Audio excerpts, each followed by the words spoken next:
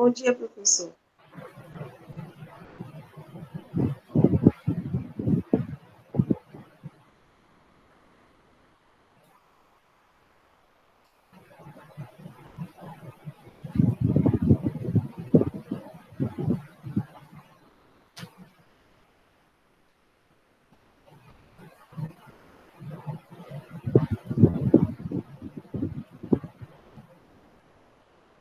Bom dia, professor.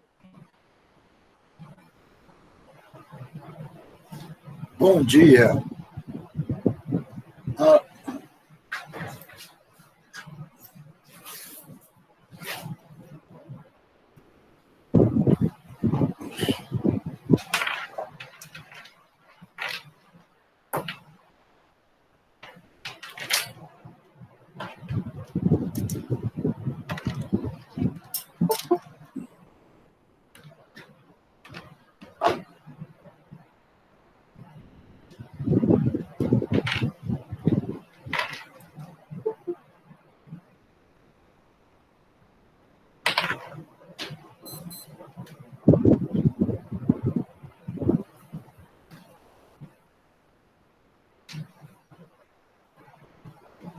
Alô, bom dia. Bom dia, professor. Bom dia, professor. Bom dia. Bom dia. Bom dia. Então, vamos lá. Hoje nós vamos falar sobre assistência social, que é a nossa aula de número 3.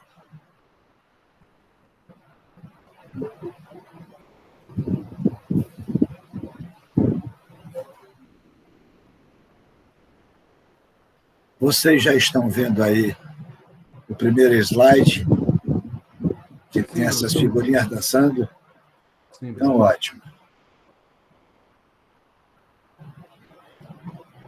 Eu peço a você, José, que leia o primeiro slide para nós, por favor.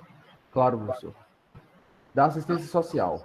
A assistência social, prevista na Constituição Federal como sendo um dever do Estado em relação a todos os cidadãos necessitados que tenham condições de prover suas necessidades básicas, que não tenham condições de prover suas necessidades básicas, está regulada nos seguintes diplomas legais.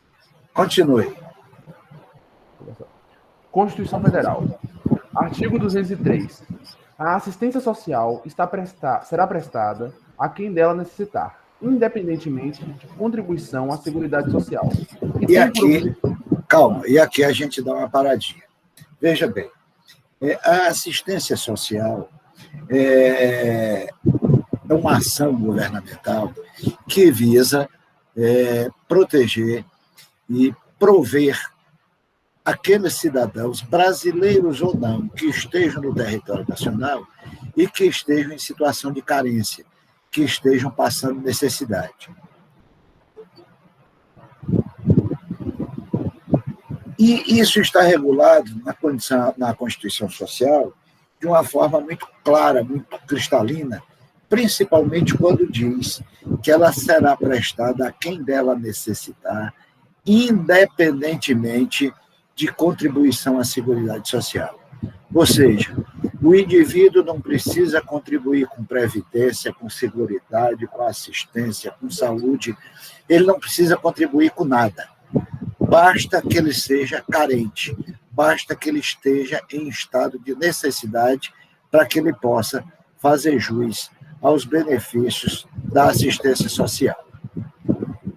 Lá no inciso 5 desse artigo 213, que José acabou de ler para nós, está escrito que a garantia de um salário mínimo de benefício mensal à pessoa portadora de deficiência e ao idoso que comprovem não possuir meios de prover a própria manutenção ou de tê-la provida por sua família, conforme dispuser a lei. Muito bem. Isso significa o seguinte: se o indivíduo é deficiente físico, se o indivíduo tem mais de 65 anos, que ele tem que ter 65 anos ou mais. Se ele tem 65 anos ou mais e é deficiente físico, ele é um candidato a receber um salário mínimo por mês do governo, que é o benefício de prestação continuada, é o famoso BPC. Mas, ainda assim, vai ser analisada a questão socioeconômica de sua família. O que é família para esse objetivo? Qual o conceito de família? São as pessoas que residem na mesma casa. Então, se o idoso, se o deficiente físico mora numa casa onde tem outras pessoas, vamos analisar a situação econômica dessa família como um todo. Segundo o que determina a lei, para que o indivíduo faça jus a esse benefício, é necessário que ele, a renda per capita deste conjunto familiar seja igual ou inferior a 1/4 de salário mínimo. Então, como o salário mínimo hoje é R$ 1.100, seria necessário que o indivíduo ganhasse, no máximo, a renda per capita seja de R$ 275. Vamos imaginar só como raciocínio que nesta casa, que nós vamos tomar como exemplo, residam Luciana, Saima, Noan e José. E que José seja um deficiente físico. Que desta família só trabalha Noan. E Noan ganha um salário mínimo. No que eu dividi um salário mínimo por 4, aí eu diria que José está preenchendo o requisito mínimo para que ele receba esse benefício. Se, porventura, nós estivéssemos trabalhando nessa casa, ganhando um salário mínimo, não uma pessoa, mas sim duas, Noan e Luciana, o que ia acontecer é que a renda per capita ia ser bem mais que 1/4 de salário mínimo. Então, nesse caso, José, deficiente ou idoso, não importa, sem condições de se sustentar, de se manter, de ganhar dinheiro para atender às suas necessidades, por integrar uma família cuja renda per capita é superior a 1/4 de salário mínimo, ele não faria jus ao benefício. Convém observar que essa questão está sendo discutida tanto no Congresso Nacional como na Justiça. O STF entende com justa razão que 1/4 de salário mínimo é um valor muito pequeno, que o ideal seria meio salário mínimo. Foi emitida uma medida provisória, e essa medida provisória terminou que ela aumentava de 1/4 de salário mínimo para meio salário mínimo. Mas o governo vetou e entrou com o argumento de que isso ia aumentar em muito a quantidade de pessoas que iriam se beneficiar e que o governo não teria orçamento para isso. O fato é que, em dezembro passado, venceu essa medida provisória e, por hora, o que ainda existe é a lei antiga e velha que fala em 1/4 de salário mínimo. Ponto. Agora, eu acredito piamente que isso deverá mudar, porque numa família onde uma pessoa ganha um salário mínimo, de repente, se essa família só tem 4, já é 1/4, mas se tem 4, já tem 2 que trabalham, já tem 3 que trabalham. Aí fica dando a impressão, para esse efeito, que se trata de uma família rica. E convenhamos, uma família de 4 pessoas, como a que nós criamos aqui de Mentirinha, se um é idoso ou esse um é deficiente, não pode trabalhar, e os outros 3 ganham cada um salário mínimo, pelo amor de Deus, não vai dar para comprar remédio para o bendito do deficiente. Essa que é a grande verdade. Mas também, se abrir a porteira e botar meio salário à torta e à direito, vai terminar entrando muita gente nessa história. Para que vocês tenham uma ideia, e eu tenho certeza que principalmente as meninas podem me ajudar nisso, são inúmeras as manicures que trabalham nos salões de beleza Brasil afora, que elas não trabalham com carteira assinada. Elas trabalham por produção. Elas recebem metade daquilo que as meninas pagam para fazer as unhas. Se para fazer as unhas é 20, 25, 30, sei lá, qualquer que seja o valor, a metade é do salão, a metade é delas. E elas não têm carteira assinada e nem querem. E por que não querem? Às vezes são mulheres que têm marido, entre aspas, porque fazem questão de não serem casadas, e têm filhos, aí elas se habilitam no Bolsa Família. Aí ganham o dinheiro aqui no salão, 50% da produção, e ganham o Bolsa Família. E se a pessoa tem a carteira assinada, pumba, acabou. Já não tem mais direito ao Bolsa Família. Aliás, é exatamente nesse item aí que nós vemos, volta e meia, publicado nos jornais, que a empresa A, a empresa B, a empresa C está precisando de pessoas que eles chamam de PCDs, pessoas portadoras de deficiências. Pois muito bem, o que acontece é que no afã de proteger ou no afã de fazer uma inclusão social dessas pessoas, o governo editou uma lei na legislação previdenciária que diz o seguinte: toda empresa que tiver de 100 a 200 empregados é obrigada a ter 2% desses empregados pessoas classificadas como PCD. Se a empresa tem de 201 a 500 empregados, isso muda para 3%. De 500 a 1.000, isso muda para 4%. E de 1.000 em diante, isso muda para 5%. Aí você veja, uma empresa como a Trifil, que deve ter aproximadamente uns 2.000 empregados, ela tem que ter no seu quadro 5% dos 2.000, são 100, uma centena de pessoas que tenham alguma espécie de deficiência reconhecida pelo INSS como sendo uma deficiência que o acredita a esse benefício. Só que esses cidadãos, na maioria deles, ou boa parte deles, já recebe o benefício de prestação continuada. Recebe um salário mínimo inteirinho, R$ 1.100, a título de benefício de prestação continuada. Aí ele chega na Trifil e pergunta: vou ganhar quanto? Aí a pessoa da Trifil diz: não, vamos ver suas aptidões. Você sabe mexer com o computador? Sei. Você conhece o Word? Não. Você conhece o Excel? Não. Você conhece o PowerPoint? Não. Você conhece? Não. E o que você conhece? Eu sei passar e-mail e tal, etc. E mais nada.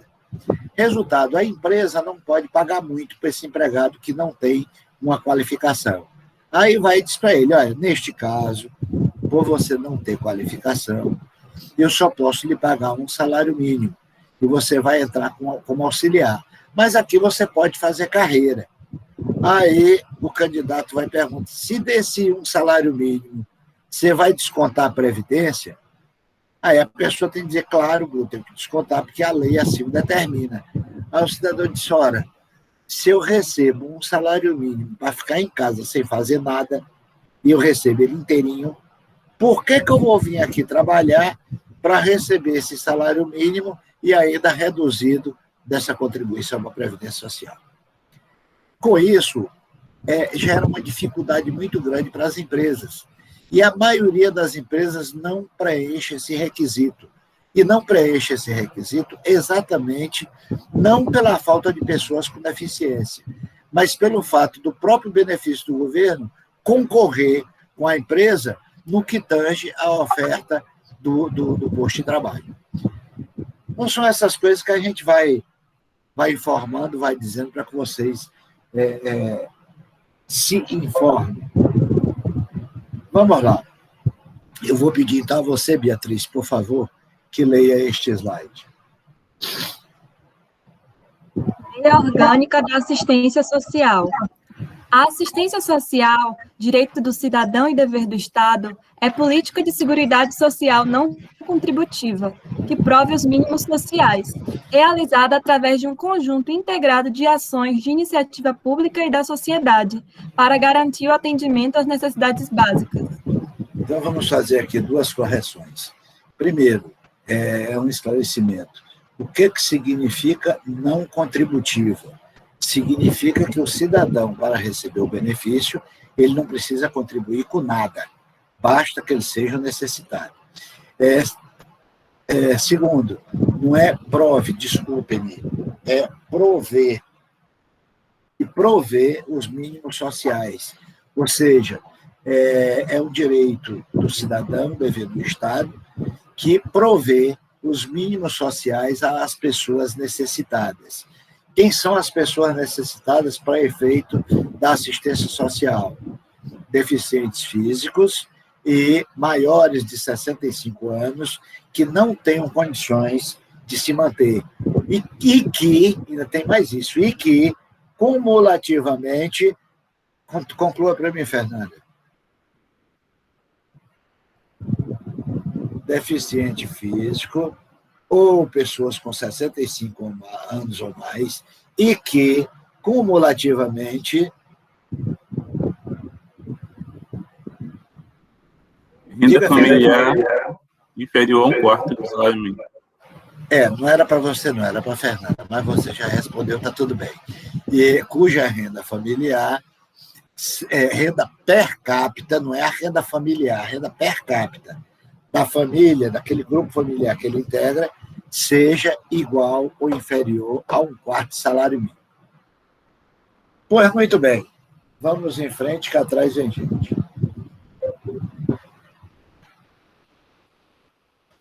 Ainda na Lei 8.742, nós temos o artigo 2º, que nos diz o quê? Sua vez, Noah. A assistência social tem por objetivos, primeiro, a proteção à família, à maternidade, à infância, à adolescência e à velhice. Segundo, o amparo às crianças e adolescentes carentes. Terceiro, a promoção da integração ao mercado de trabalho. Quarto, a habilitação e reabilitação das pessoas portadoras de deficiência e a promoção de sua integração à vida comunitária. Quinto, a garantia de um salário mínimo de benefício mensal à pessoa portadora de deficiência e ao idoso que comprove não possuir meios de prover a própria manutenção ou de tê-la provida por sua família. Ok.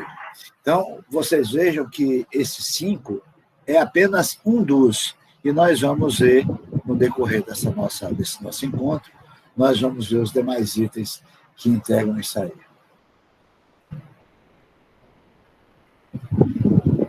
A assistência social, segundo dispõe a lei que nós estamos nos debruçando, no seu artigo 2º, parágrafo único, realiza-se de forma integrada às políticas setoriais, visando o enfrentamento da pobreza, a garantia dos mínimos sociais, ao provimento de condições para atender contingências sociais e a universalização dos benefícios.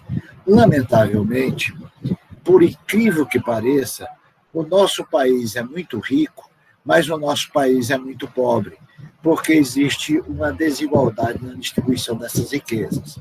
Então, o número de pessoas pobres e carentes é infinitamente grande e que nem sempre preenche os requisitos mínimos para que eles possam fazer jus aos benefícios da assistência social.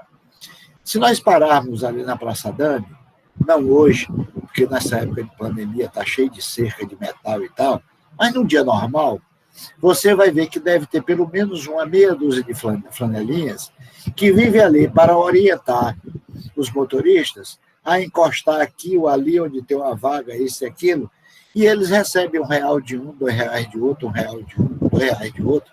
Tem uns que, inclusive, limpam o carro, passam pano e tal, etc.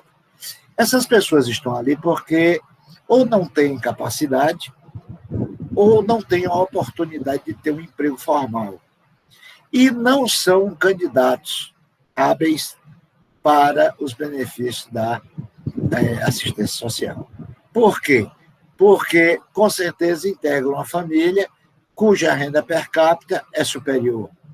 Ou, por outro lado, não têm 65 anos de idade e não são deficientes físicos, apesar de carentes, do mesmo jeito. Eles ali estão para poder ganhar o pão nosso de cada dia e levar alguma coisa para os seus familiares. Mas é infinito o número.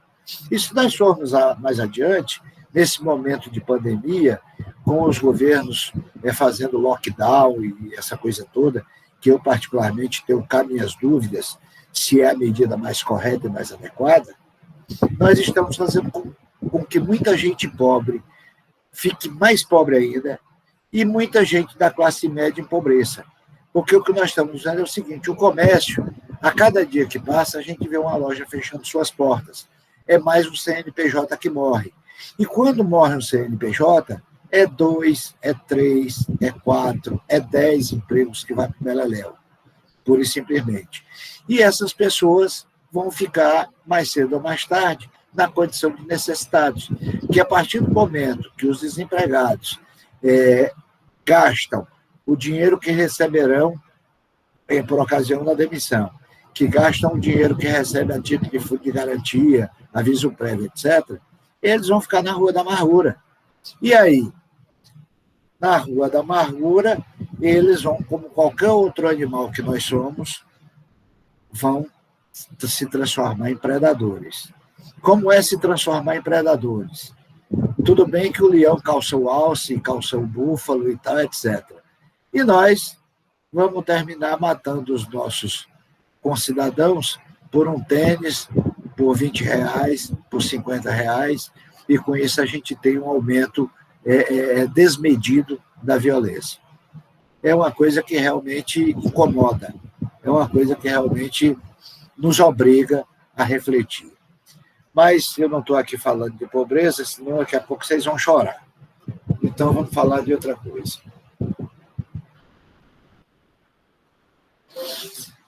Ainda sobre assistência social, nós temos aí uma lei que vem ao encontro do tema de hoje, que é o Estatuto do Idoso. E o Estatuto do Idoso diz lá no seu artigo 33. Leia, por favor, Fernanda, agora você. Fernanda? Eu acho que a Fernanda não está ouvindo, não. Eu estou ouvindo, professor. Tá, então fale, por favor.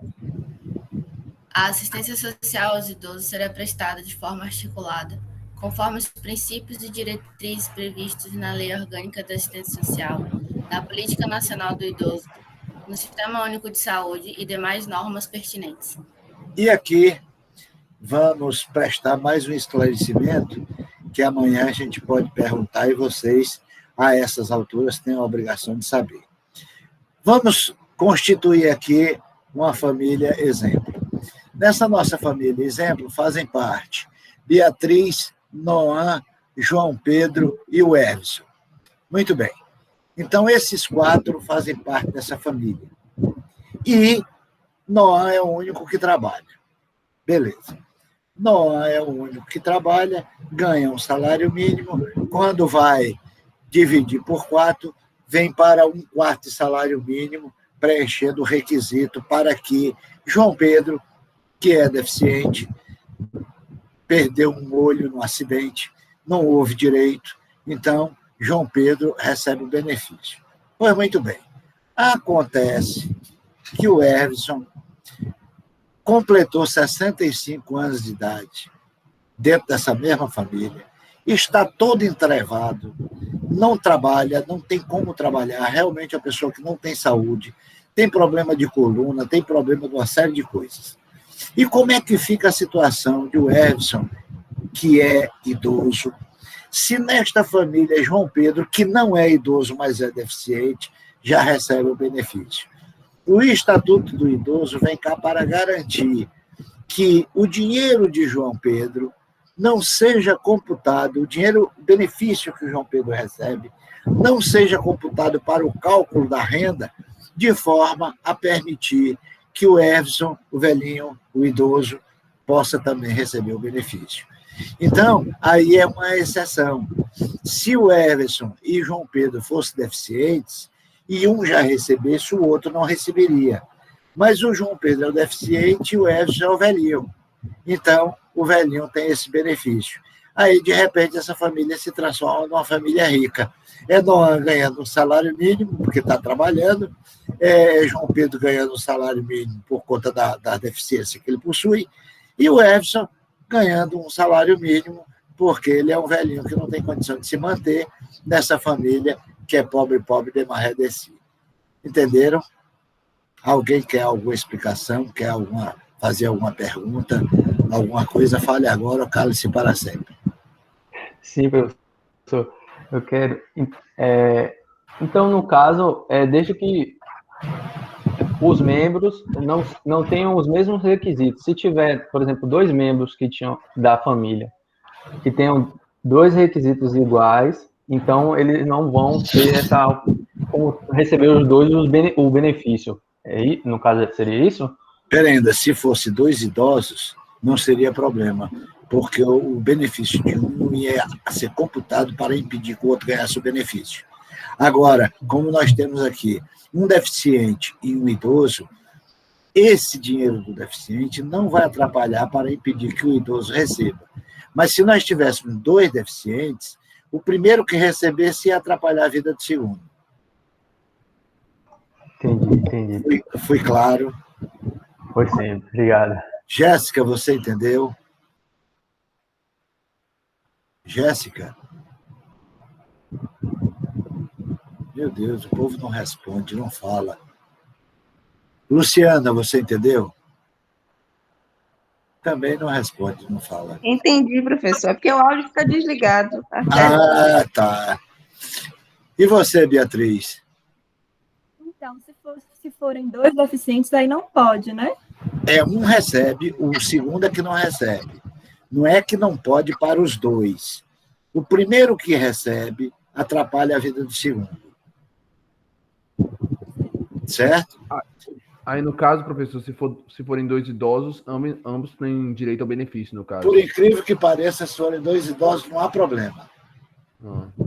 Os 2 idosos pode. Vamos em frente. Aos idosos, a partir de 65 anos, diz o Estatuto do Idoso, que não possuam meios para prover sua subsistência, nem de tê-la provida por sua família, é assegurado o benefício mensal de um salário mínimo, nos termos da Lei Orgânica de Assistência Social, que é o LOAS.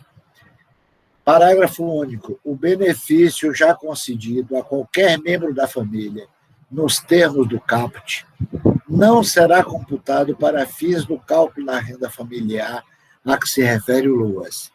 Exatamente o que eu acabei de explicar. Então, se João Pedro já tem o benefício porque é deficiente, e agora o Everson está entrando na condição de receber o benefício por ser idoso, o benefício que ele recebe não será computado como renda para atrapalhar a vida de ninguém.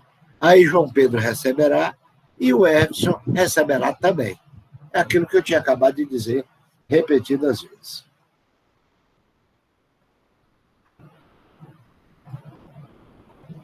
Vamos em frente. Luciana, por favor, leia para nós esse slide.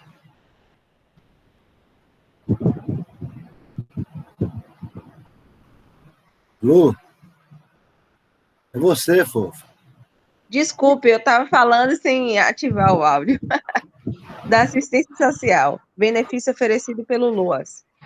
A Lei Orgânica da Assistência Social oferece um benefício de prestação continuada de valor equivalente a um salário mínimo.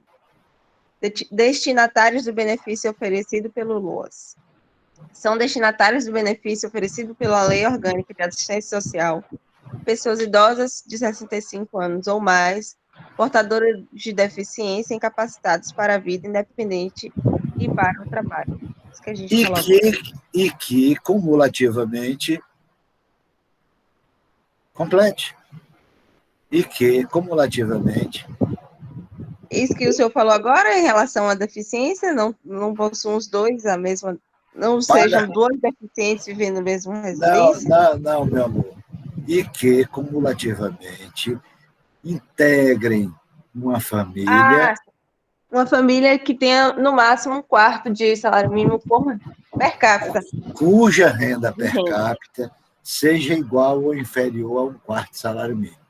Embora, conforme eu disse lá no começo, isso está sendo objeto de muita discussão, tanto no Congresso quanto no STF. E que eu acredito que até o final do ano, talvez se não conseguir esse ano, devido a essa história de pandemia e todas as despesas a ela inerentes, mas com certeza isso é uma letra que deverá mudar a curto prazo. Ok.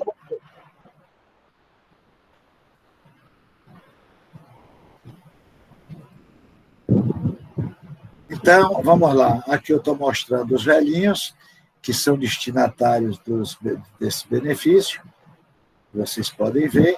E aqui eu estou indo mais longe. Eu estou mostrando não só o idoso aí com essa bengala na mão, e estou mostrando também o deficiente, que ser deficiente não é necessariamente o cadeirante. O indivíduo que é cego de um olho é considerado deficiente para esse fim, se ele, porventura, não puder desenvolver nenhuma atividade. Agora, vejam vocês que isso é uma coisa muito relativa. Num passado não muito longínquo, o indivíduo, quando tirava o raio-x, o filme era colocado dentro de uma gaveta e essa gaveta era colocada debaixo ou à frente da pessoa. Vamos imaginar, se eu ia tirar o raio-x do tórax, num determinado canto na parede era colocado uma espécie de cassete, uma placa, uma caixa metálica. Dentro dessa caixa tinha um filme. E o cidadão se encostava na parede, encostava o tórax exatamente nessa caixa, e o cidadão lá atrás apertava lá o botão, acionava o aparelho de raio-x. E o raio-x atravessava teu corpo e marcava lá no filme. Esse filme, ou melhor, essa caixa, esse cassete, era levado para um lugar chamado câmara escura. Um recinto pequeno, onde o indivíduo, na mais completa escuridão, abria aquilo e mergulhava aquilo dentro de um determinado líquido que fazia a revelação do filme. E somente depois disso é que esse filme iria para o ortopedista, ou fosse lá quem fosse, para ter, vamos dizer assim, a imagem do tórax do indivíduo, do tórax, do braço, da mão, do que fosse. Pois muito bem. Então, o indivíduo que trabalhava nessa câmara escura podia perfeitamente ser um cego. E lá na nossa Santa Casa de Misericórdia, durante muitos anos, quem cuidava disso era um cego. O indivíduo era completamente cego, cego de pai, mãe e parteira, não enxergava nada. Mas ele trabalhava, tinha a carteira assinada, a remuneração era uma remuneração razoavelmente boa, algo em torno de 2 ou 3 salários mínimos. Então não havia aquele conflito que eu falei no começo. Por quê? Porque ele tinha uma aptidão que o diferenciava do resto.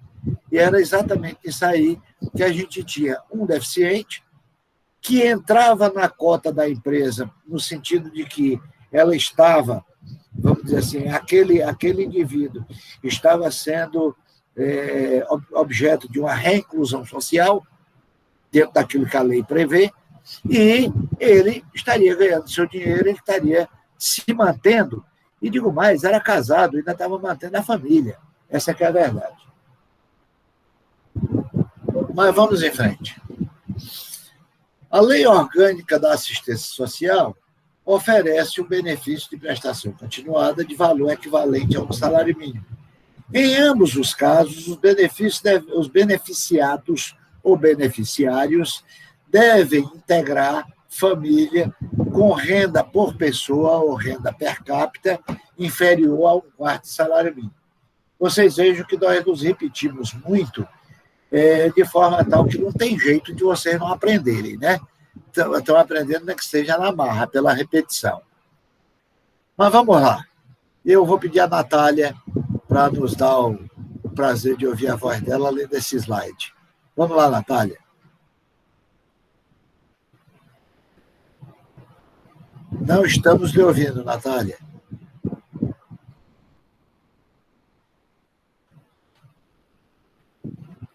Bom dia, Natália, sou eu? Ou outra Natália? Não, Natália Evelyn Santos Moreira, é você? Tá, sou eu. Então, manda Vamos ver. lá. Da assistência social. Conceito de renda para concessão do BPC. STF declara inconstitucional o critério para concessão de benefício assistencial a idoso. Por maioria de votos, o plenário do STF confirmou nesta quinta-feira, 18 de 4 de 2013, a inconstitucionalidade do Parágrafo 3º. Parágrafo 3º do artigo 20 do LOAS, que prevê como critério para concessão de benefício a idosos ou deficientes a renda familiar per capita inferior a 1/4 do salário mínimo, por considerar que esse critério está defasado para caracterizar a situação de miserabilidade, entendendo que tal parâmetro deve ser elevado para meio salário mínimo. Foi declarada também a inconstitucionalidade do parágrafo único do artigo 34 da Lei número 10.471 de 2003, Estatuto do Idoso. Isso vem ao encontro do que eu venho dizendo para vocês desde cedo, que esse artigo da lei está sendo objeto de discussão. E imagina o indivíduo que é ministro do STF, que tem almoços com vinho, que tem não sei quantas premiações, que come lagosta, que isso, que aquilo. O que vai achar de uma renda de 1/4 salário mínimo? Ele tem que achar que é uma miséria mesmo. Se até eu, que não como isso, estou achando. E vocês, o que acham? 1/4 salário mínimo é bom, é muito, é pouco, é uma miséria? Qual a opinião de vocês? Dá nem para pagar a conta de luz atualmente. Não, nem isso também. Acho que nem conta de água dá para pagar direito com isso, dependendo de onde você mora. Ô, professor. Quem está falando? Beatriz. Beatriz, fale. Mesmo o STF tendo declarado a inconstitucionalidade, esse critério foi mantido? Minha filha, veja bem uma coisa. Ele declarou a inconstitucionalidade, mas não foi criado um outro parâmetro. Isso é mais ou menos a discussão que existe sobre o adicional de insalubridade. O adicional de insalubridade, por força de lei, é calculado sobre o salário mínimo. Teve um momento que o STF determinou que fosse calculado sobre o salário base de cada indivíduo. Mas aí, a Confederação Nacional da Indústria entrou com uma reclamação junto ao próprio STF, e o STF terminou voltando atrás, dizendo que, infelizmente, em que pese ele considere de forma diferente, mas ele reconheceu que ele não tem o poder de legislar. Porque o que efetivamente nós estamos vendo é que o STF está usurpando os direitos, as prerrogativas do legislativo e está usurpando as prerrogativas do executivo. De repente, nós estamos tendo o STF que ele está querendo ser deputado, senador, ministro, presidente da República e outras coisas mais. E a coisa não pode ser dessa forma. Afinal de contas, se nós temos 3 poderes, nós temos que respeitar. A Constituição diz que são 3 poderes harmônicos e independentes. São 3. Agora, essa harmonia, essa independência, eu acho que ela está fragilizada. Está fragilizada por conta da usurpação feita pelos senhores membros do STF. Infelizmente. Professor. Diga. Pode falar, Noah. Pode falar, Noah. Só porque eu fiquei com uma dúvida. Porque eu já estudando um pouco, eu vi que tem alguns casos até que o STF ele entra nessas questões, como teve aquela questão da regularização do feto anencefálico, e teve também da criminalização como racismo, da homofobia, que não tinha uma legislação e o STF entrou um pouco nessas questões. E em uma questão também tão sensível quanto essa, não falando que as outras não são, ele não entra. Então fica parecendo que é... Sabe? Meu jovem, eu vou dizer uma coisa. Na verdade, a coisa começa errada pelos nossos legisladores. O nosso parlamento, os nossos deputados e senadores, eles ficam preocupados com coisas de menor importância. Ficam preocupados com coisas de menor importância, ficam querendo aparecer, ficam querendo arranjar homenagem para seu Mané, para seu Pedro, para não sei quem mais, e esquecem do principal. Inúmeros são os artigos da Constituição que já deveriam ter sido, entre aspas, completados com a criação de uma lei complementar. Nós temos, por exemplo, a história do valor da indenização do empregado quando ele é demitido. hoje está em 40% do valor do FGTS, mas isso é um armengue, isso é um arranjo, que, na verdade, a ideia era fazer com que o emprego fosse algo de maior segurança, não que o empregado fosse obrigado a estar ligado à empresa a vida inteira, mas que a empresa não pudesse demitir o empregado, senão por um justo motivo. E esse justo motivo não seria só e necessariamente pelo mau comportamento do empregado, mas, por exemplo, a empresa estando numa situação ruim no mercado, ela poderia. Mas se a empresa está em plena ascensão, por que ela vai demitir o empregado sem mais nem menos, sem um justo motivo? Aí, nesse caso, só se justificaria se esse empregado fosse um empregado que tivesse infringido as normas incertas no artigo 482. Mas o que verdadeiramente acontece aqui, Alhures, é que, quando muda o comandante do barco, ele termina substituindo um bocado de gente.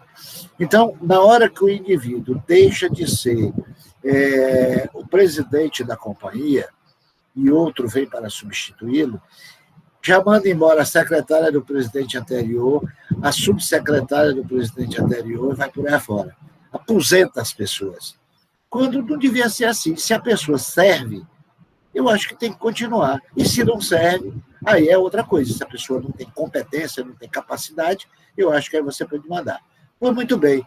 Até hoje, o nosso Congresso não meteu o bedélio para poder fazer essa regulamentação. E quantas outras coisas mais os nossos deputados e senadores deixam passar em branco. Vejam bem uma coisa. Nós estamos trabalhando hoje com a tabela do SUS de 1994. Então, a remuneração pelos serviços prestados aos beneficiários do SUS é de 1994, o que significa dizer que está completamente defasado. Aí, o que eles fizeram? Depois que viram muitos hospitais quebraram, depois que viram muitos leitos do SUS fechar, eles simplesmente resolveram dar um plus para os hospitais beneficentes. Então, agora, os hospitais beneficentes não trabalham com a tabela SUS, entre aspas. Eles celebram contratos e existe um negócio chamado linha de cuidado para fugir daquilo que nós chamamos de procedimento individual e não ter que utilizar a tabela SUS. Mas, pergunto eu, não seria mais correto, mais sério, mais honesto atualizar o raio dessa porcaria dessa tabela? Pura e simplesmente. Aí você veja, um parto, por exemplo, é remunerado pelo SUS à razão de R$600, 600, 680. Esse dinheiro tem que pagar o obstetra, tem que pagar o anestesista, tem que pagar o pediatra que recebe e faz o primeiro exame da criança, tem que pagar a enfermeira que ajuda nesse trabalho todo, tem que pagar o uso da sala de parto e ainda tem que pagar, no mínimo, um internamento de 24 horas, que é o mínimo que uma parturiente fica no hospital. Pelo menos 24 horas. R$680 hoje não dá para você se hospedar num hotel que preste e faça 2 refeições, almoço e janta. Porque se você for para um hotel melhorzinho, quando você somar o almoço, a janta e a diária, já passou de 600. Agora, imagina o que é ter cuidados médicos e tal. Hoje nós não temos hospital psiquiátrico. Por que não temos hospital psiquiátrico? Porque o SUS, dentro dessa tabela infeliz, pagava alguma coisa em torno de R$43 por dia por paciente. E aí o hospital era obrigado a fornecer a esse paciente o desjejum, um lanche, um almoço, um lanche, um jantar e mais uma coisinha antes de dormir. Sem falar em assistência médica, assistência psicológica, e tinha até que botar psicólogo para ficar fazendo jogos e tal, etc., diversão para as pessoas que têm deficiência. Não acho que esteja errado as exigências quanto ao tipo de serviço. O que eu acho absolutamente cretino, desonesto, é a remuneração. Aqui em Itabuna nós tínhamos a Casa de Saúde São Judas Tadeu. A Casa de Saúde São Judas Tadeu fechou por falta de dinheiro, por falta de recurso. E aí, o que nós vemos hoje? Os maluquinhos, os doidinhos, quando tem um surto, vão para a rua. Aí, na rua, termina agredindo, jogando uma pedra para cá, jogando uma pedra para lá. As pessoas, com receio, chamam a polícia. Aí, a polícia vem de lá para cá e prende o doido. Então, leva o doido para a cadeia. Então, é o momento onde nós estamos fazendo com que o doente mental seja criminalizado. E isso é um absurdo, pura e simplesmente. Mas, fazer o quê? Professor? Diga. Então, eu estava com uma dúvida seguinte. O senhor mencionou que o STF, eu não sei qual foi o momento exato, mas você falou que o STF justamente criticou esse critério para identificar a situação de miserabilidade. Justamente essa questão do 1/4 do salário 2013. Sim. Aí, então, o senhor mencionou anteriormente no início da aula que isso aí deu... Isso está sendo discutido no Congresso, deu origem a uma medida provisória que aumentava para 1,5 salário mínimo, e essa medida provisória pereceu por decurso do tempo, e hoje nós voltamos àquela velha história lá de trás, porque Bolsonaro deu um veto na medida provisória por entender que, se ele fosse cumprir o que havia sido determinado pelo Congresso, não iria ter dinheiro no orçamento para atender isso. Que é preciso que a gente entenda o seguinte: na Previdência Social, na assistência social e, de uma forma geral, é preciso que você identifique a despesa e a fonte de custeio. Você não pode simplesmente estar assumindo compromissos sem saber dos recursos. Imagine você, José, você resolve que seria muito bom que você tivesse uma bicicleta de 18 marchas, 25 marchas, 30 marchas, sei lá o quê. Aí você vai procurar saber quanto é e toma a informação de que uma bicicleta dos parâmetros que você quer custa R$5.000. Eu lhe pergunto, antes de comprar essa bicicleta, você não vai ver suas finanças, não? Para saber se pode pagar? Não é assim que nós todos fazemos. Tudo bem que existem os estroinas. Existem aquelas pessoas que alocadamente saem fazendo compromisso por um lado e por outro, mas isso são exceções. A maioria de nós, primeiro conta até 10, vai verificar como é que está para poder comprar. Assim também tem que ser o governo. O governo, de uma forma geral, tem que agir dessa forma. Vocês vejam essa história dos hospitais de campanha.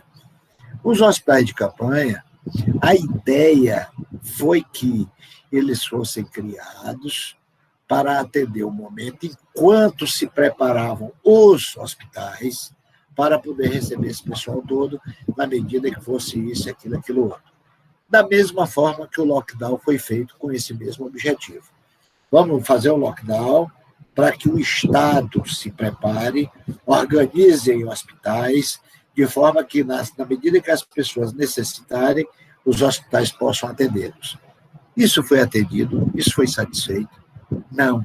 Agora, sabe-se, por exemplo, que o governador do Rio Grande do Sul pagou todas as dívidas do Estado com o dinheiro que o governo federal mandou para atender os doentes, as pessoas acometidas pela Covid-19. Então, as dívidas do Estado estão zeradas, supimpa. Agora, morrendo gente adoidada. Vai desse para lá, senão vocês vão dizer que eu estou falando de política. E eu não estou. O Robson, por favor, leia esse slide para nós. Da assistência social, conceito de família para concessão do BPC. Nos termos que dispõe o parágrafo 1º do artigo 20 da Lei 12.435, de 7 de julho de 2011. Artigo 20. Benefício de prestação continuada é a garantia de um salário mensal à pessoa com deficiência e ao idoso com 65 anos ou mais que comprovem não possuir meios de prover a própria manutenção, nem de tê-la provido por sua família. Parágrafo 1º. Para os efeitos do dispositivo no CAPT, a família é composta pelo requerente, o cônjuge ou companheiro, os pais e, na ausência de um deles, a madrasta, o padrasto, os irmãos solteiros, filhos e enteados solteiros, e os menores tutelados, desde que vivam sob o mesmo teto. Então, veja aí essa partezinha final. Desde que vivam sob o mesmo teto. Então, para isso, a gente computa as pessoas que estão na mesma casa. Se o indivíduo tem outros parentes que moram em outras casas, essas pessoas, ganhem pouco ou ganhem muito, seja primo rico ou primo pobre, não entram no jogo. Só entra no jogo essas pessoas aqui elencadas, desde que vivam sob o mesmo teto. PT, saudações. Isso aí é o conceito do que seja família.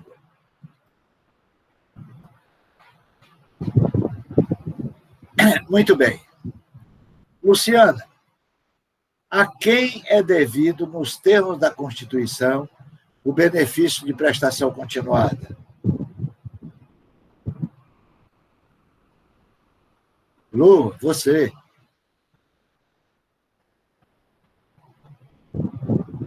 Luciana Magalhães.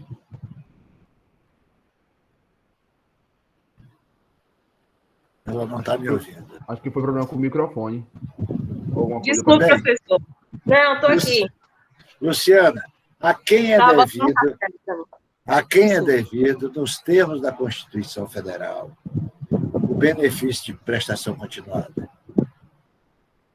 Idosos a partir de 65 anos, com 65 anos ou mais, corrigindo, pessoas com deficiência que tenham renda per capita, somadas todas as pessoas no caso da casa, claro, porque é per capita, inferior a 1/4 de salário ou igual. Muito bem. Beatriz, qual o valor desse benefício? Salário mínimo. Muito bem. João Pedro, qualquer pessoa com deficiência tem direito ao benefício?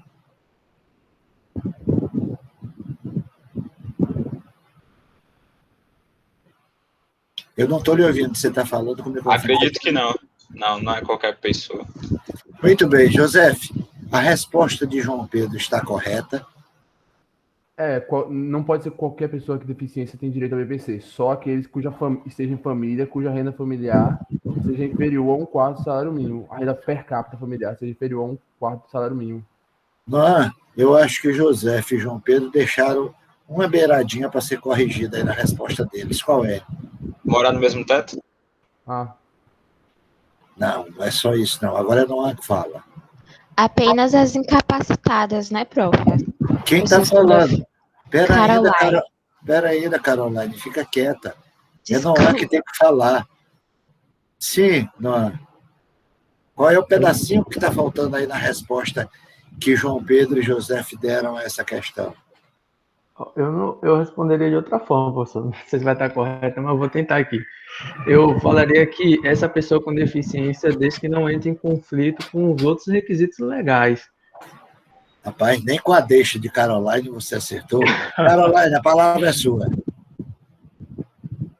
É que nem o exemplo que você falou, só os deficientes incapacitados, que você falou até do hospital, do moço que trabalhava aqui, não tinha visão, mas não estava completamente capacitado, por isso ele podia trabalhar lá. Então, são os deficientes apenas os incapacitados para os atos da vida, né? Tá vendo, Caroline? Presta atenção. Tudo bem, é isso mesmo, Caroline. Agora eu pergunto a você, Natália, aonde é que eu vou requerer esse benefício? Eu vou requerer esse na diocese? Desculpe, antes de passar para a próxima pergunta. Sim. Essa atenção aí que a Caroline falou, desde que não tenham capacidade profissional. Aquele exemplo outro que o senhor citou, das empresas que tentam captar pessoas para desenvolver uma atividade e essas pessoas não aderem, por conta de receberem o BPC muitas vezes. Não seria justamente a prova de que elas têm capacidade? Minha filha, mas não cabe a mim, empresário, fazer esse julgamento e cortar benefício de ninguém. O cidadão vai dizer que não arranjou emprego. Se porventura eu chamar, vai dizer que não arranjou emprego porque ele não tem capacidade. E estamos conversando. Mas sem dúvida nenhuma que é. Agora, você sabe por que eu acho que eu deveria ser feito para corrigir isso? Se o indivíduo está recebendo benefício, aí arranjou um emprego de um salário mínimo, que o benefício seja cortado pela metade. Ou seja, ele fica ganhando um salário mínimo como empregado e meio salário mínimo do benefício.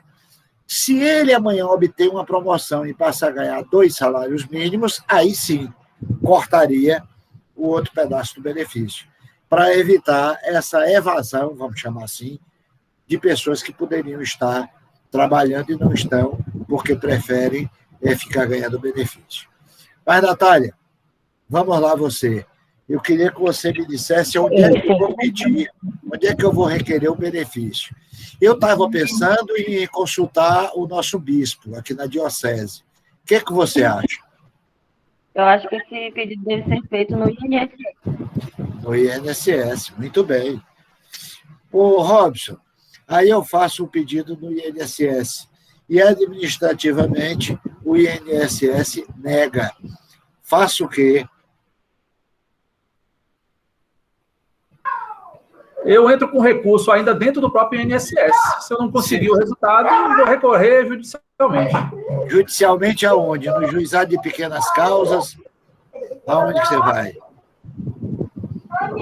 Como se trata de um ente da União, Federal? né? Aí eu vou recorrer dentro da Justiça Federal, né? Perfeitamente. É isso aí. Então, vamos lá.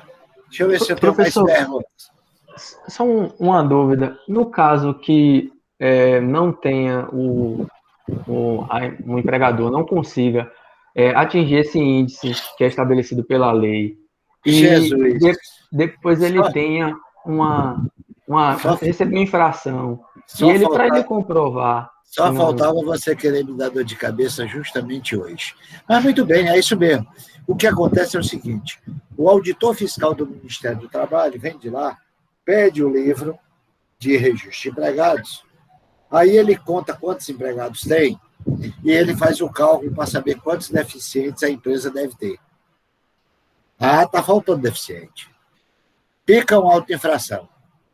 Aí a empresa vai ter que se defender fazendo prova que botou no rádio, no jornal, na televisão, mandou para o correio, mandou isso, mandou aquilo, em busca do preenchimento das vagas. E que, infelizmente, não logrou êxito. Aí, essa porcaria vai ser julgada pelos pares do auditor fiscal. E você já viu, não dá para a gente botar a raposa para tomar conta de galinheiro. Então, a gente vai perder administrativamente. Aí nos resta o quê? Procurar a Justiça do Trabalho, apresentar todas essas provas, e aí sim a gente tem a oportunidade de ter êxito. Porque não é justo que o empresário seja punido quando ele não conseguiu, porque não logrou encontrar quem quisesse trabalhar. Entendeu? Mas muito bem. Obrigado. E agora chegou a sua vez, Fernanda. Eu sei que você estava ansiosa. E uma ação com vistas à obtenção do BPC costuma demorar ou se resolve em 48 horas?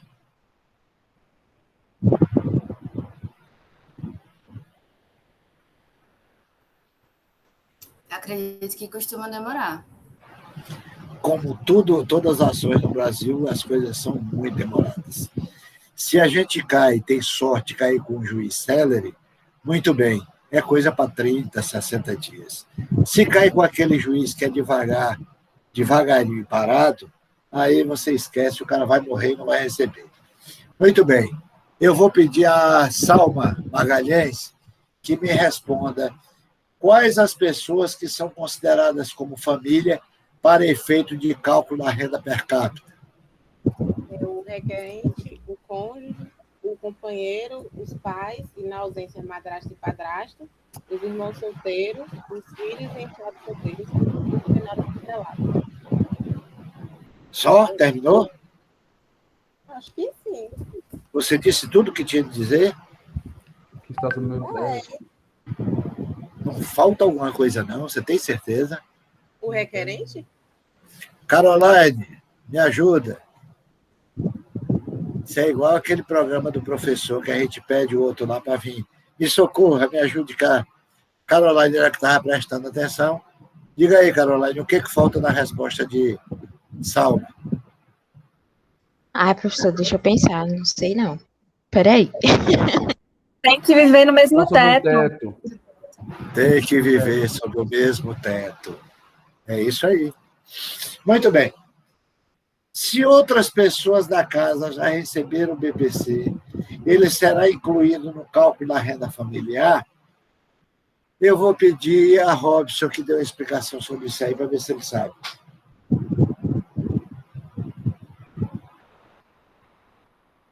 Robson, você me ouviu? Eu acho que ele se ausentou. Fernanda. Fernanda? Tô indo. É porque é o intervalozinho, professor, da gente pegar o mouse para ligar o áudio, demora um pouco. Tem um delay, né? Então, de acordo... Hã? Tem um delay. Exato. Delay é um tempo de demora. Sim. De acordo com o que o senhor explicou, ele impede, por exemplo, o senhor explicou a questão do idoso com deficiente e deficiente idoso com idoso. Então, ele vai ser incluído e pode atrapalhar na assistência, na receber assistência. Não, explica isso melhor. Começa do zero, vai. Está confuso.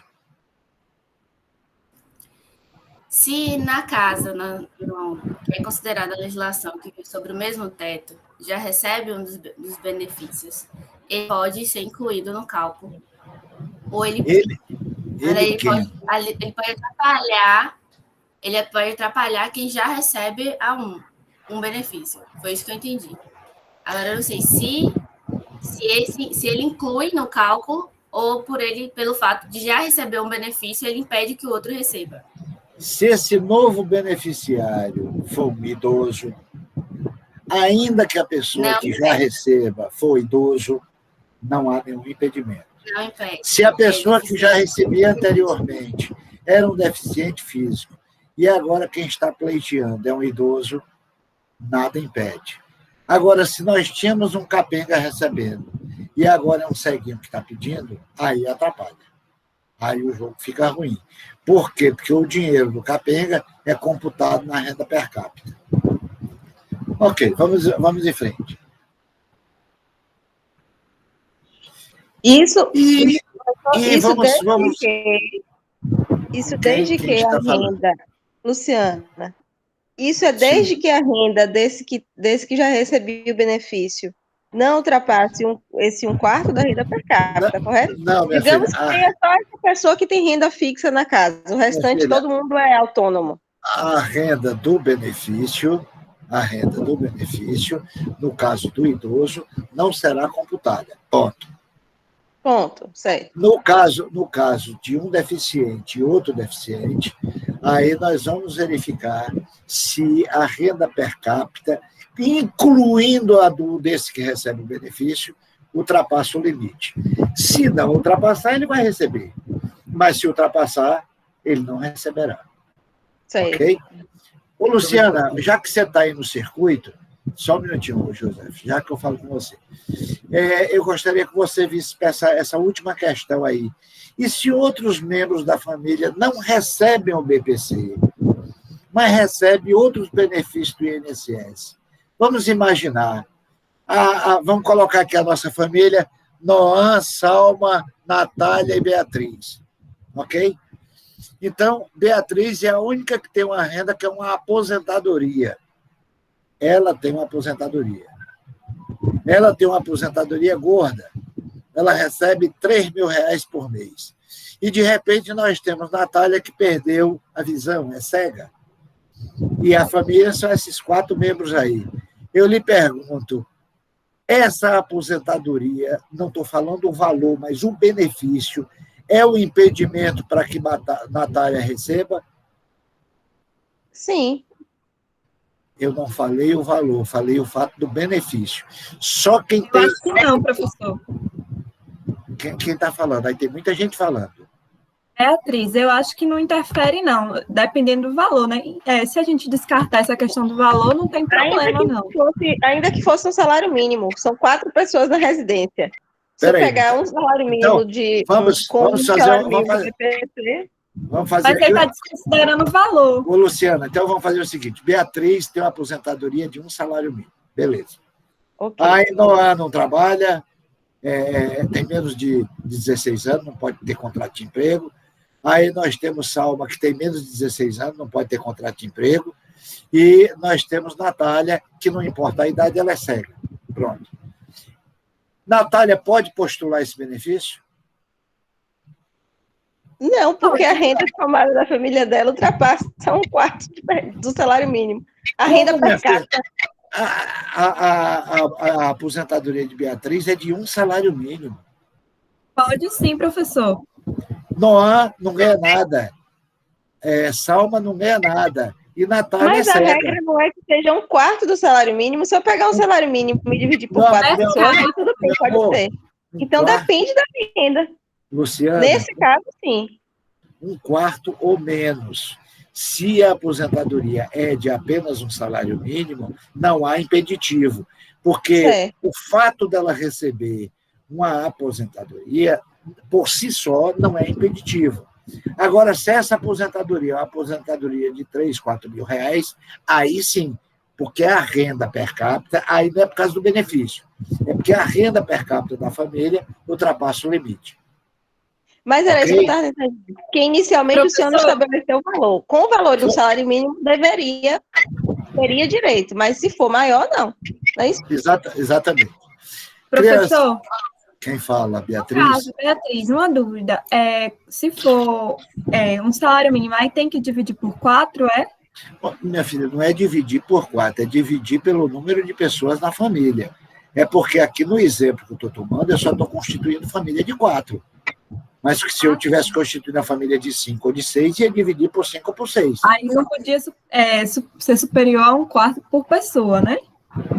A renda per capita não poderia ser superior a 1/4 salário mínimo. Vamos fazer o seguinte, a família nossa aqui agora são 9, tá? Caroline, José, Luciana, Robson, Noan e tal, etc. São 9. Aí tem a Beatriz, que é a única que trabalha, que é aposentada e ganha 3 mil reais. Eu vou pegar 3 mil reais e vou dividir por 9. Quando eu pegar 3 mil reais e dividir por 9, eu vou encontrar mais de 1/4 salário mínimo. 3 mil dividido por 10 dá 300, por 9 dá 300 e pouco, vai dar. Então, neste caso, Natália continuaria sem receber. Mas se fosse apenas 2 mil, ela fosse a única que trabalhasse e ganhasse 2 mil. Quando eu dividisse o 2 mil por 9, aí eu ia obter um resultado inferior a 1/4 salário mínimo.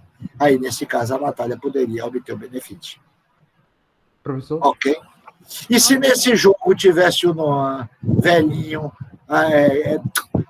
e se fosse o contrário, tivesse Natália cega, aí entrasse Noah velhinho pedindo benefício, ele obteria? Sim. O dinheiro de Natália ia somar com a aposentadoria de Beatriz? Não. Beleza, tá bom. Então vamos lá. Diga.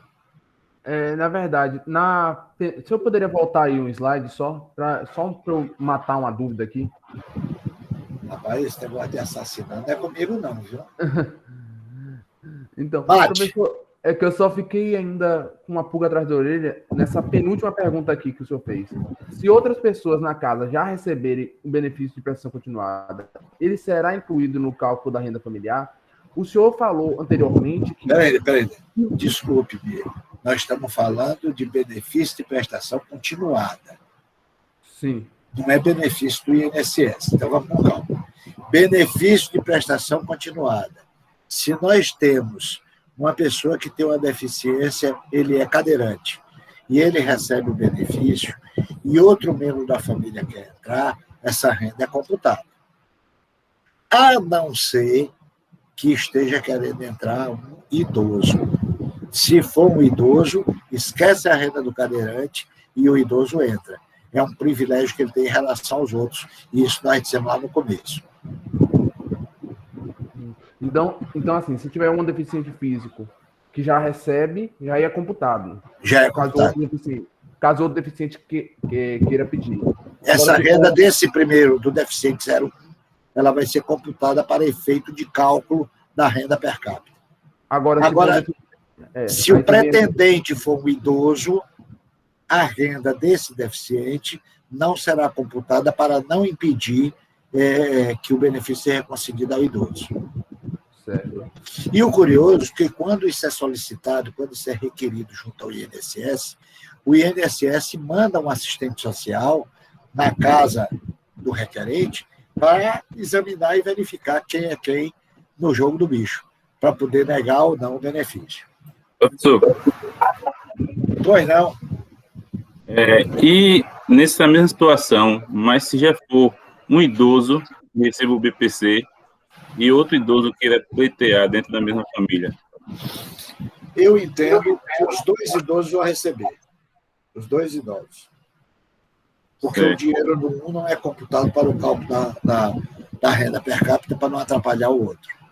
Okay? É o mesmo que acontece nos abrigos, né, professor? Vários idosos no abrigo estão sob o mesmo teto, sob a mesma guarda, e vários deles precisam daquela renda para manter o abrigo. Manter o abrigo. Isso. Beleza. Gostei da intervenção. Crianças, agora vejam vocês. Nós estamos nos prendendo ao BPC, como se a assistência social fosse só o BPC. Mas quantas outras coisas mais nós temos? O Bolsa Família nada mais é do que um benefício da assistência social. O PET, que é o Programa de Erradicação do Trabalho Infantil, também é um benefício da assistência social, que lugar de criança é na escola ou brincando, ou na escola ou na brinquedolândia, a depender de que criança nós estamos falando, e não trabalhando. O programa Luz para Todos, que ou cobra zero, ou cobra uma taxa dita social. Também é um programa de assistência social. O ProUni é um programa de assistência social. Minha Casa Minha Vida é um programa de assistência social. E a tal da empregabilidade dos portadores de deficiência, que é aquilo que eu falei, que eu vou mostrar agora mais na frente, que é dos percentuais. Vejam aí vocês.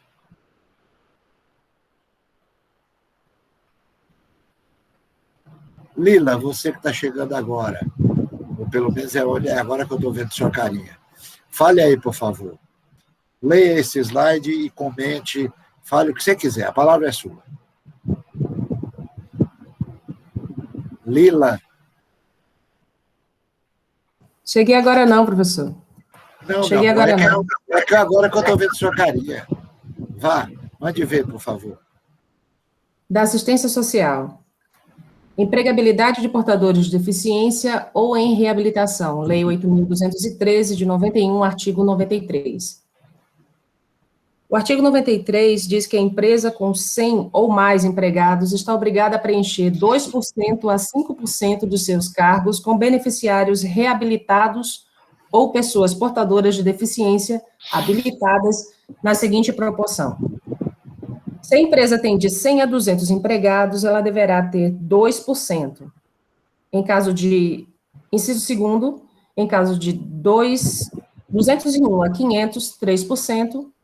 Terceiro, de 501 a 1.000, 4%. E de 1.001 em diante, 5%. Então, conforme aumenta a quantidade de empregados, também aumenta a porcentagem de pessoas com deficiências reabilitadas que devem ser... Contratadas. Que devem ser? Contratadas. Contratados pela empresa. Vejam bem, eu particularmente acho que esse dispositivo legal tem um grande e profundo alcance social.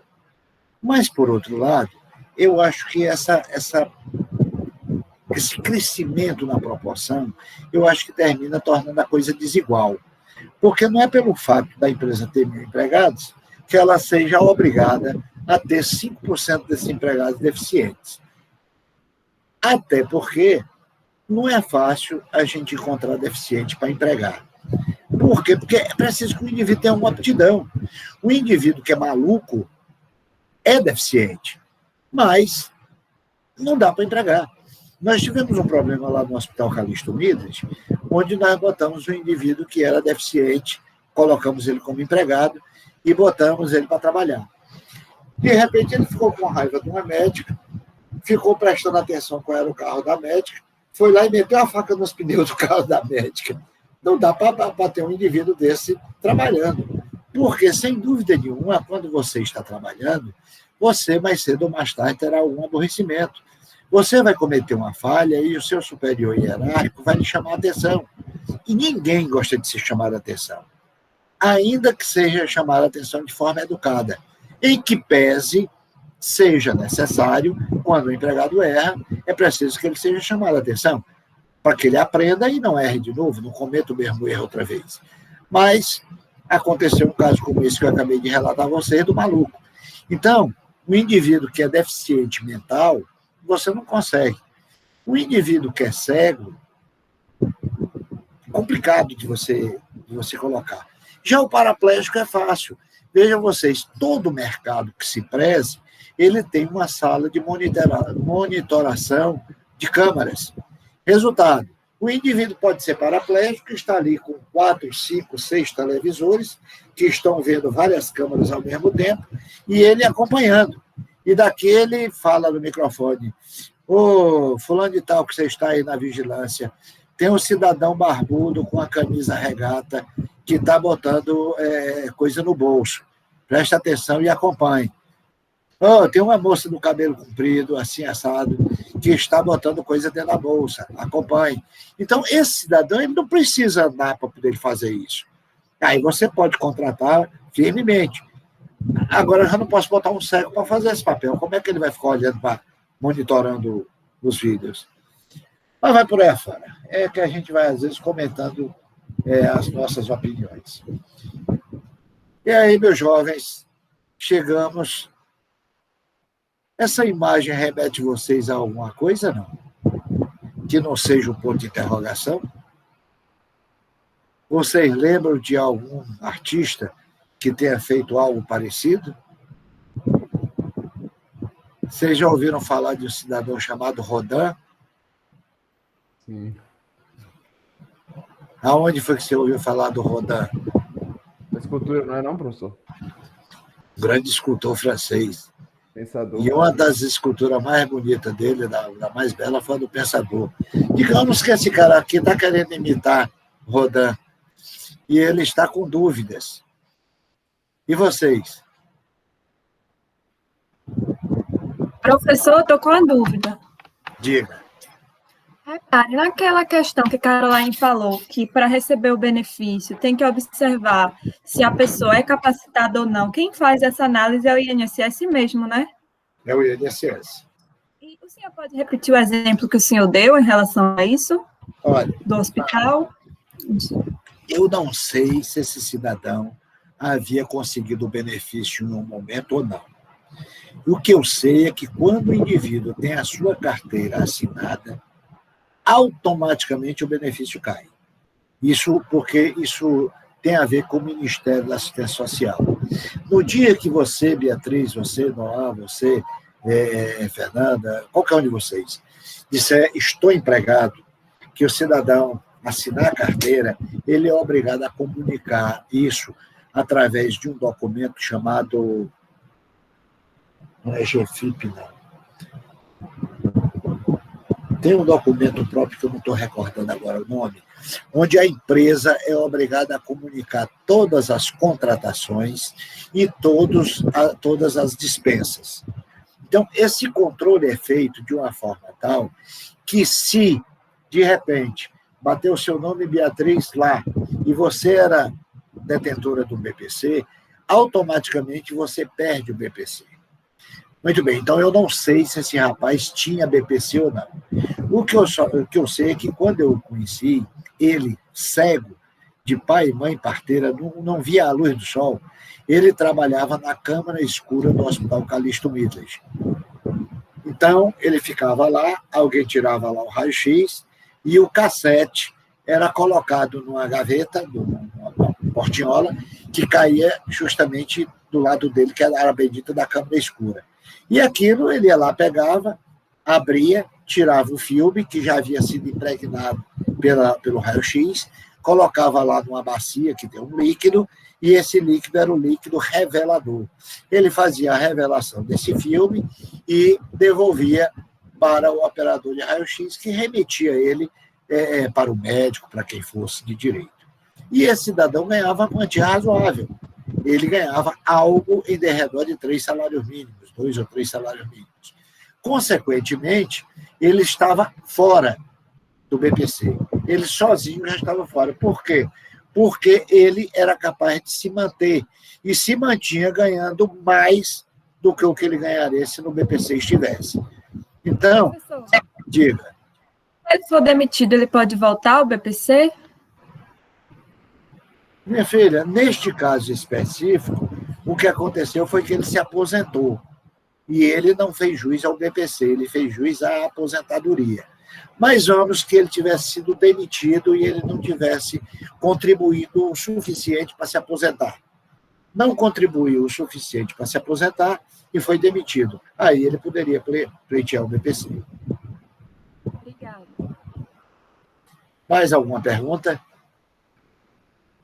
Professor, só, né, uma pergunta não, é só falar que foi legal esse modo que o senhor fez hoje de, tipo, banca de exame oral. E o mais curioso é que não está valendo nenhum ponto, né? Para quem acertou, vai achar ruim. Para quem não acertou, está dando graças a Deus. Mas fazer o quê? É assim que a banda toca. Senhores, no mais, eu quero agradecer a atenção de vocês, desejar a vocês um bom final de semana. Não sei se vocês vão queimar o bispo ou queimar o Judas, né? Porque tradicionalmente hoje seria o dia da festa de queimar o Judas, né? Não sei se vocês vão estar lá. Mas se forem, tomem uma por mim, porque eu aqui vou tomar uma por vocês. Um abraço. Tchau. Tá certo, senhor. Tchau, obrigado. Um abraço, professor. Professor. Feliz Tchau, Páscoa. colega. Feliz Páscoa. Mais, Um gente. abraço a todos. Bom final de semana, gente.